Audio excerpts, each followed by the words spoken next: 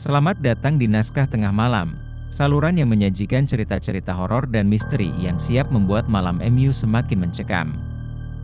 Malam ini, kami akan membawamu ke dalam kisah Rumah Nenek, sebuah cerita tentang rahasia gelap yang tersembunyi di balik dinding rumah tua yang tenang.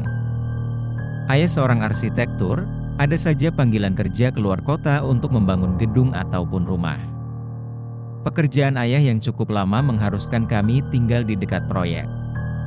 Karena hal itu, kami mengharuskan ikut berpindah tempat tinggal di daerah proyek yang dikerjakan oleh ayah. Karena ayah tidak ingin jauh dari keluarga yang dicintainya, apalagi dalam jangka sangat lama. Kali ini, proyek yang dikerjakan oleh ayah dekat dengan rumah nenek. Di sebuah pedesaan yang baru berkembang dalam bisnis. Kita akan tinggal di rumah nenek dalam jangka lama hingga proyek ayah selesai. Lagi pula sudah lama sekali kita tak berkunjung rumah nenek sejak usia Clara 8 tahun. Kita terlalu sibuk dan banyak kegiatan. Clara tidak keberatan untuk pindah sekolah di sana, kan? Ya, ucap ayah di meja maka menjelaskan bahwa kami akan pindah tempat tinggal lagi dalam kurun waktu yang lama. Padahal setahun lagi kelulusanku, ya apa boleh buat hanya bisa mengikuti aturan ayah saja. Sudah terbiasa kok pindah sekolah melulu, ibalasku sambil memotong-motong roti di piring. Meski berat, di sini tidak ada kerabat dekat. Dengan siapa aku akan tinggal? Dan membiarkan putri tinggal hidup sendirian itu tidak mungkin dilakukan oleh seorang ayah. Keadaan memang memaksa, tapi mama yakin Clara akan mendapatkan teman-teman baru yang menyenangkan karena mudah beradaptasi. Nenek juga pasti senang jika kita tinggal di sana. Ditambah adanya kita di rumahnya, nenek gak akan merasa begitu kesepian. Wajah mama tampak ceria dengan seulas senyum untuk menghiburku yang akan meninggalkan lagi dari teman-teman yang sudah dekat. Udara pagi yang menyegarkan, pohon-pohon rindang tersepoi-sepoi tertiup angin. Cicit kicau burung terdengar merdu. Terasa damai penyambutan pagi ini, hari di mana aku tiba di desa tempat nenek dari ayah. Tempat yang akan kami tinggali untuk sementara waktu. Mataku teralih melihat anak perempuan duduk manis di teras sambil membaca koran dengan serius sehingga tidak menyadari kedatangan kami. Ayah tidak menceritakan nenek tinggal dengan siapa sekarang, hanya bercerita nenek punya cucu selain diriku. Clara, sedang apa berdiri di situ? Ayo masuk, dipanggil ibu dari dalam. Terlalu asyik menikmati aroma pagi di desa dan memperhatikan anak perempuan di teras rumah nenek, tak terasa diriku tertinggal oleh ayah dan mama. Ah, iya. Aku segera masuk ke dalam menyusul ayah dan ibu yang sudah di dalam menemui nenek. Cucu nenek udah besar, ya? Garis-garis kerutan terlihat jelas ketika wajah nenek mendekat. Cantik pula, kamu akan sekolah di sini hingga pekerjaan ayah selesai, ya? Aku baru ingat setelah nenek mengatakan sekolah. Karena pekerjaan ayah di desa, aku harus beradaptasi lagi di lingkungan baru untuk sekian kalinya. Padahal setahun lagi lulus SMP. Ya, Nek. Clara akan sekolah di sini. Senyumku menyambut balik senyum nenek. Sini, nenek tunjukkan kamarnya. Tentu nenek mulai melangkah mengantarku ke kamar yang akan kutempati. Aku mengikuti langkah nenek sambil menarik koper yang berisi pakaian dan barang milikku. Ada 3 pintu berderet, dan paling ujung bagian dapur. Ini kamarmu, istirahatlah. Nenek membuka kenop pintu kamar deretan pertama. Aku tersenyum, terima kasih, Nek. Ya cu, nenek mau tunjukkan kamar ayah ibumu juga. Nenek tinggal, ya? Setelah mengantarku, nenek pergi kembali ke depan menemui ayah ibu di ruang tamu. Anak perempuan yang kulihat di teras kini melintas di jendela kamar. Selesai menaruh barang, aku pun keluar kamar untuk mengetahui siapa anak tersebut. Sekalian ingin berkenalan dengannya untuk berteman. Anak perempuan itu tiba-tiba sudah berdiri di depan pintu kamar arah dapur. Membuatku sedikit terkejut akan keberadaannya. Bagaimana bisa gadis itu sudah berdiri di depan pintu kamar itu? Apa ada pintu lain yang terhubung? Mata kita beradu, sorot matanya tampak dingin. Hai, aku Clara. Mulai sekarang aku tinggal di rumah nenek. Sapaku sedikit kaku karena terkejut, dan mencoba untuk merenggangkan suasana yang kaku. Jika boleh kenal, siapa namamu? Panggil saja Clarista. Kamu akan tinggal di sini? Anak perempuan itu menjawab dengan datar. Ya, aku akan tinggal di sini sampai pekerjaan ayah selesai, dan tadi aku tak sengaja melihatmu di teras.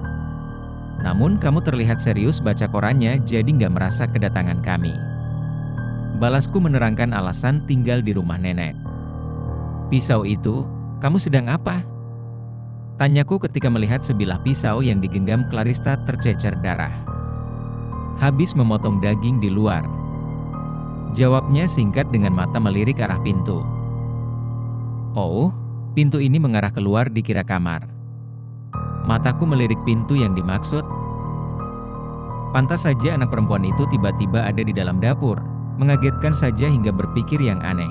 Ternyata pintu itu menuju halaman rumah. Memotong daging apa? Apa sudah selesai pekerjaannya? Jika belum, bolehkah aku ikut membantu menyelesaikan pekerjaanmu? Aku menawarkan diri turut membantu. Aku mau cuci pisau dulu dan mengasahnya. Kamu tunggu di luar saja jika ingin membantu. Oke, baiklah. Aku pun melangkah membuka pintu dan keluar menuju ke tempat daging yang dimaksud oleh Clarista. Mataku mulai melirik kanan kiri mencari daging tersebut.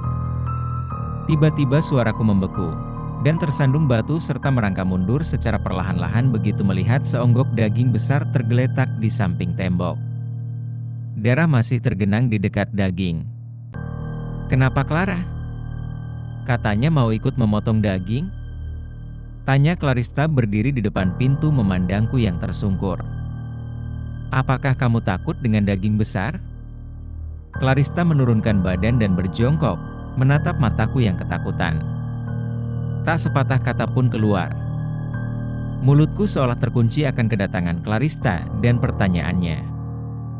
Apa yang sedang terjadi? Ini mimpi atau hal yang nyata? Clara, kau katanya ingin membantu pekerjaanku. Ya, inilah pekerjaanku adalah memotong daging. Apa kau keberatan atau... Emang gak bisa memotong daging? Clarista kembali bertanya dengan tatapan dalam. Aku kembali melirik daging yang dimaksudkan, lambungku mulai menggeliat membuat rasa mual menyergap. Clara. Hei, Clara ah. Panggil Devani penuh semangat melambaikan sebuah buku di tangannya. Aku dapat buku terbaru lagi nih, buku horor. Devani menunjukkan buku dengan antusias. Apakah kamu penasaran dengan ceritanya? Aku sudah baca hingga tamat, alurnya itu menarik. Aku rekomendasi buku ini untuk kamu baca, Clara. Aku menggenggam buku yang dibawa Devani. Kuperhatikan nama penulis buku tersebut. Clarista Stephanie Maya, rumornya cerita di dalamnya itu suatu yang nyata.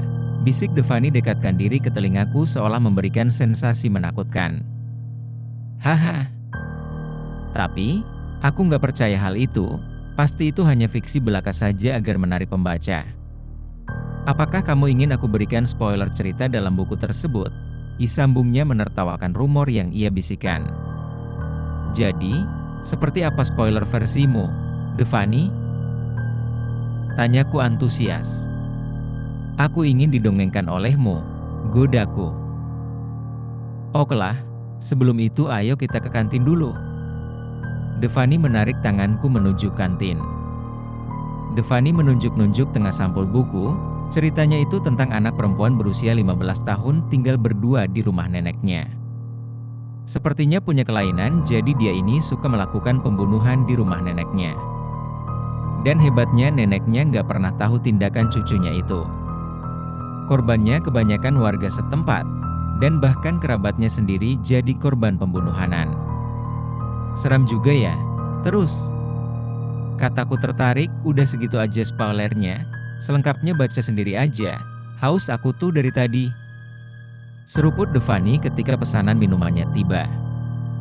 Aku mengamati sampul buku horor dari Devani yang backgroundnya berwarna gelap kemerahan, tampak bayangan begitu samar sosok wajah seorang perempuan yang berseringai di balik kerumunan orang-orang yang sedang membawa obor.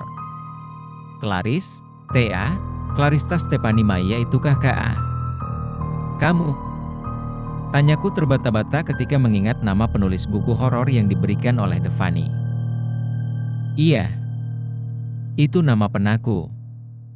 Aku Clarista. Mendengar jawaban itu mulutku terbungkam. Tidak, tidak mungkin.